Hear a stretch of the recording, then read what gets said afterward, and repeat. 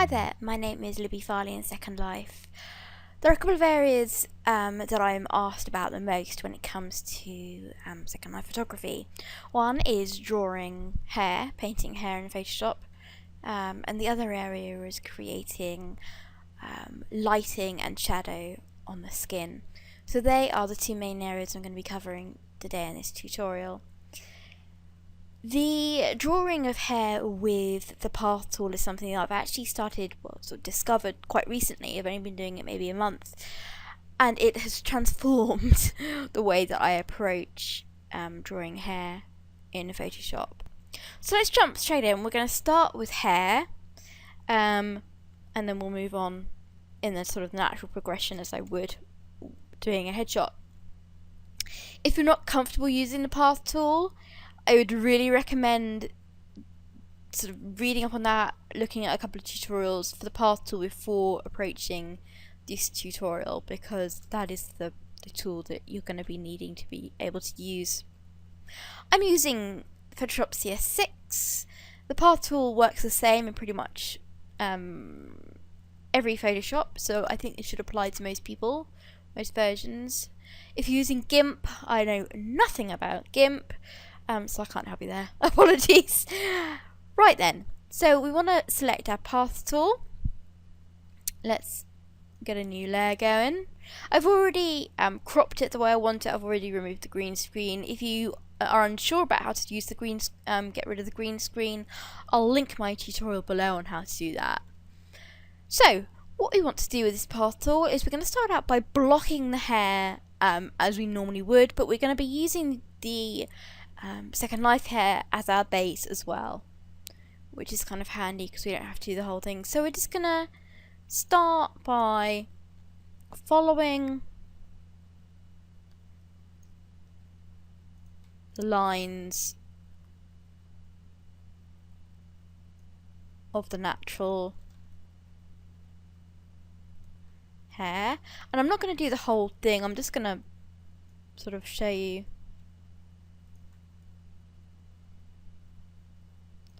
a few bits, and then I'll sort of time lapse the rest or whatever. Then we want to select, and I'm going to link you these brushes that I use, which are these five here, so you'll have those to hand. That's something else. Alright, so we're going to start with this one here, I think. I'm going to leave it about 100 because I say at the minute we're just blocking out the colour. Let's start with one of the darkest shades in the hair. And then all we're going to do, go back to our path tool. There we go. And then just straight path. Let me just make sure, was that on full? Yes, it is. Okay.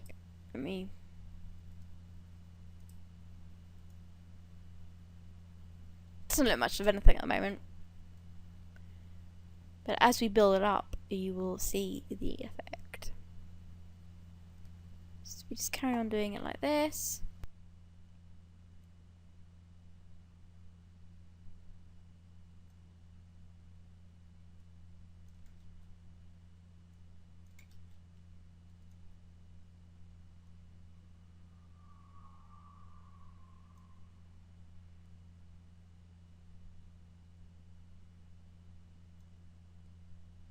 Okay, let's see what that does.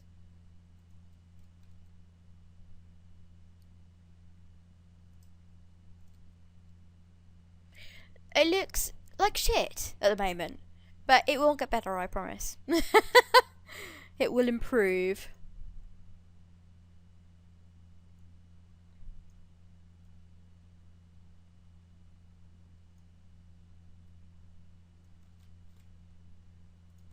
So we're just going to carry on doing this kind of thing.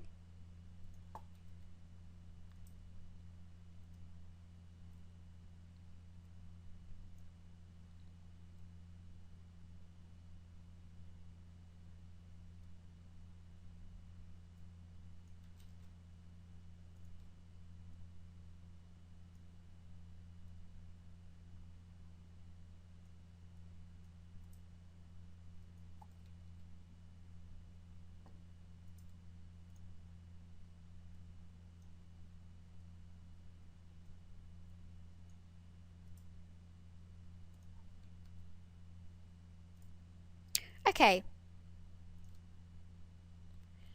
Let's have a look at how we can then add to this in terms of the different tones in the hair. Let's pick a lighter tone. Let's go with this one. We're going to select this brush. We're going to take the size down to maybe 80. New layer, always start something different on a new layer. Now, with the different tones, I wouldn't recommend going the whole way down with every strand, because it looks more natural if you just take your time doing it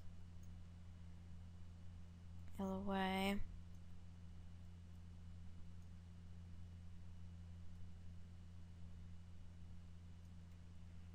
I'm just gonna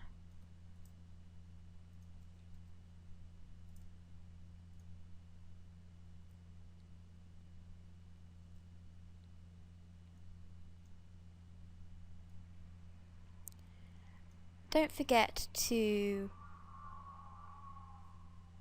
change the size of your brush for the different strands.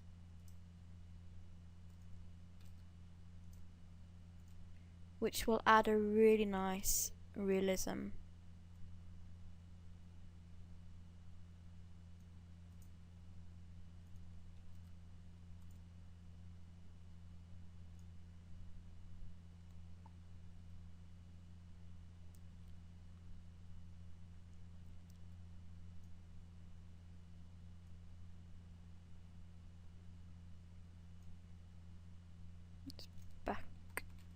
Go back up a bit.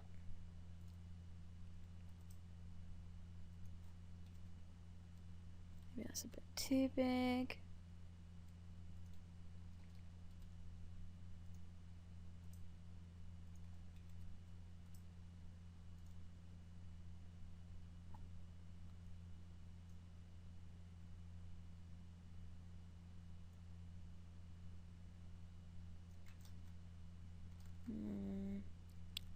You can start from the top of the strand or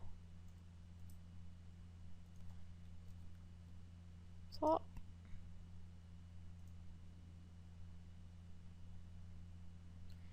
And now you're starting to get the idea. I'm just going to delete that bit.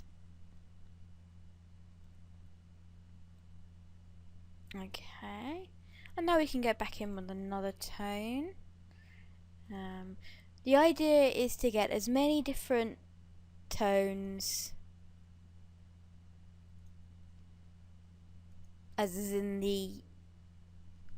would be in a natural sort of real life hair texture, because we all have different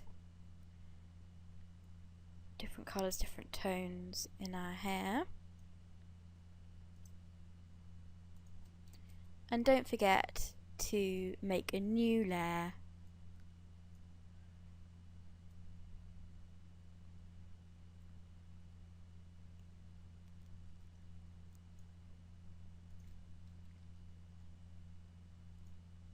with every different colour that you use.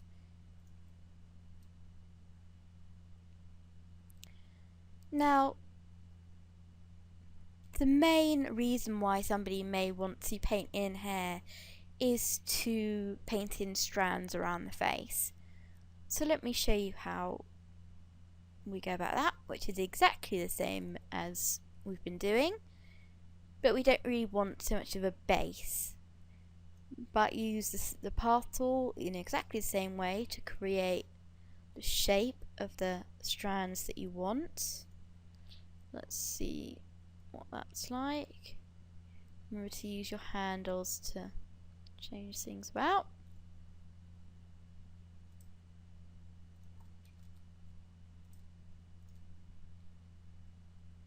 And there we have it.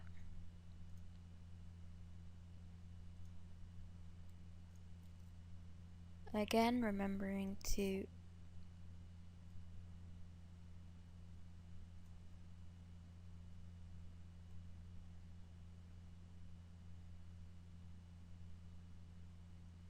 change the size.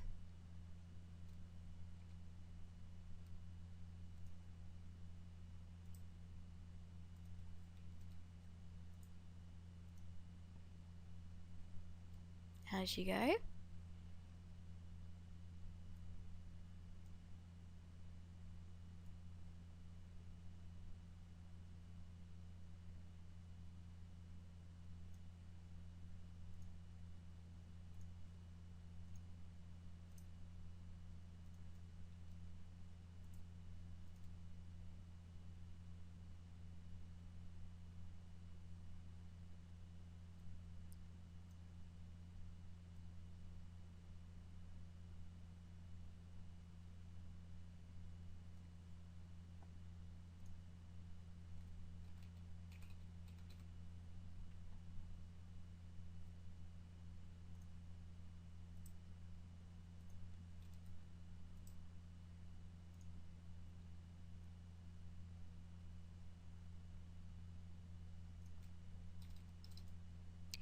You can also use the different brushes to create different types of strand. For example, let's see what this one does. Take it down to maybe 80. I'm not sure how this will appear. Let's do it on a new layer just in case it doesn't work very well.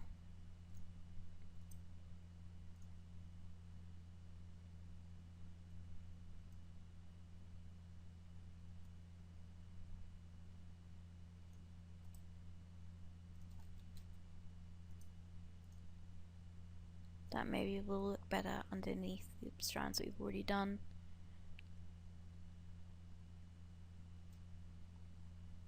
And then what we can do is, because of the way that the paths work, the tops and the bottoms, the pressure is less.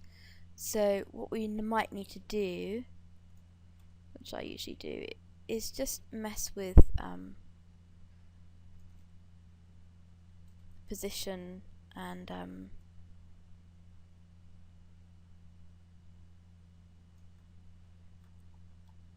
the position of the hair, the size of it. Use your warp tools, your distort options, and then you can go in with an eraser. It'd go relatively hard and clean it up at the top for any overlay. Okay, so I like that on the right hand side. Let's see what we can do with the left. Go back to a darker colour.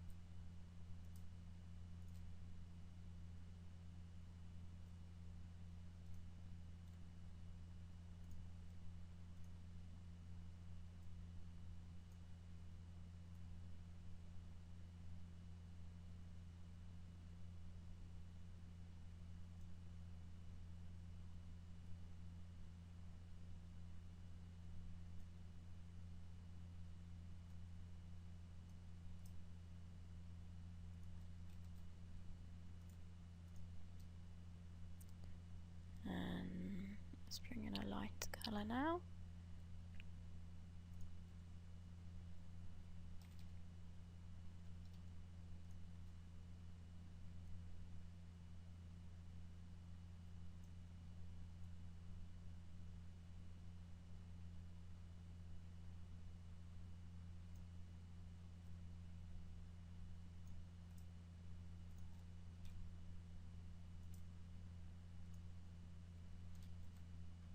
One doesn't seem, that brush doesn't work so well with little strokes, so let's go back to the one we were using. Where are they? Which was this one? Down to 40 or so.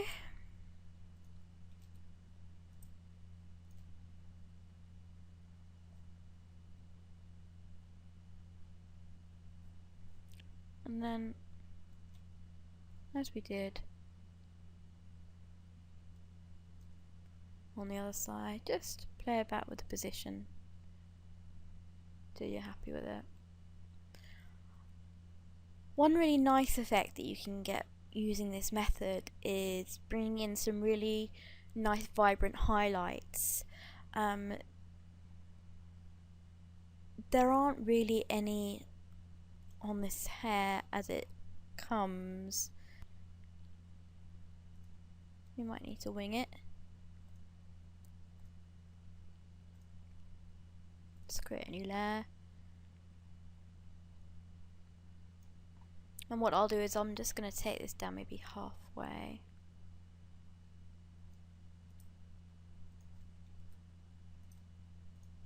That's more like what I'm looking for. And we'll create another one here.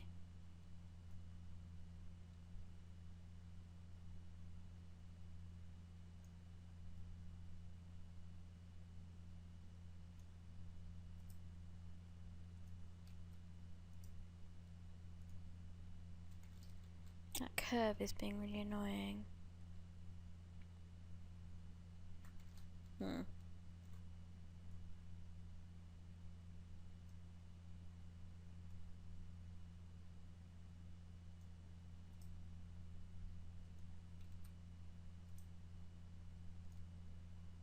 It's better.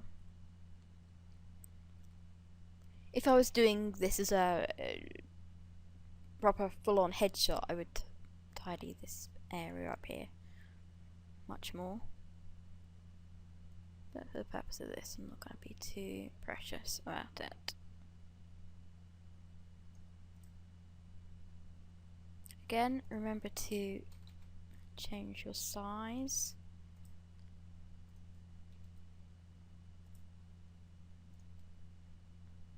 As you go. Let's do a couple over here.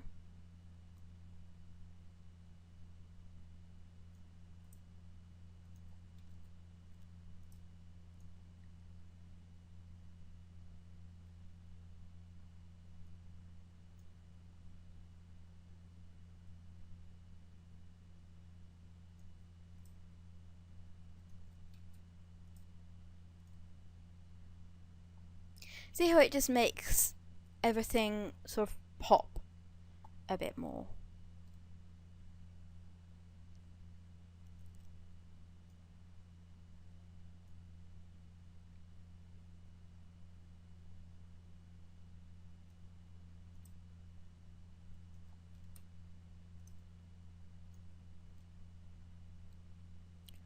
And then we can actually, it's a little bit bright, we can bring the opacity down a bit till it works. Now because I'm a little bit OCD, what I'm going to do is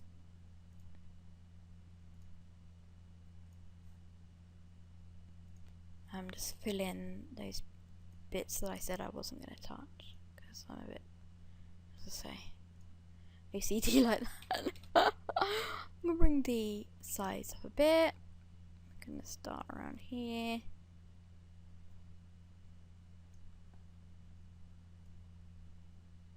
And I'm just going to see what that looks like. Stroke. That's more like it. And you can really create your own style with this. You can be as subtle or as out there as you want to be. It's completely up to you. As I say, if I was going to be doing this as a normal headshot, I would spend probably another hour, 2 hours doing this, but for the sake of explaining the process makes it sound like a procedure, makes it sound like some kind of surgical operation. That's how you create hair using the path tool.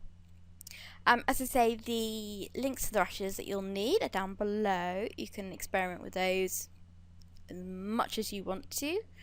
They're the same brushes that you'd use with a Wacom tablet, except this way you don't need to draw, which is really handy for people like me.